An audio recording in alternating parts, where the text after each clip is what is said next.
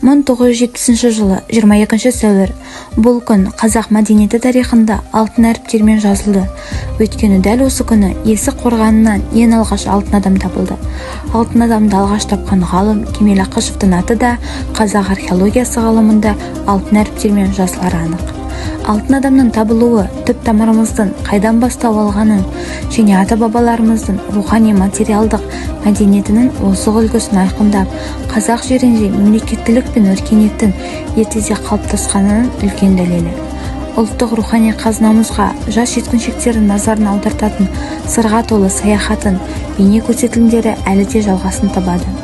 Алтын адам Қазақстанның азаматтық символына айналды.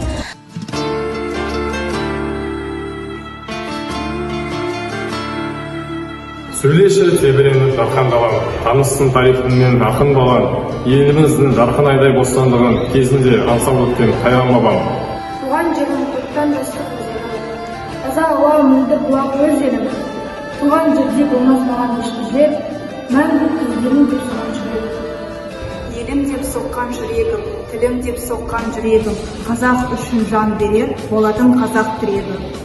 Ар ождан елімді деп жасап жатқан, табиғат заңдылығы қайнап атқан, кең байтақ менінген Қазақстан, еңбекпен думандатып жайнап атқан.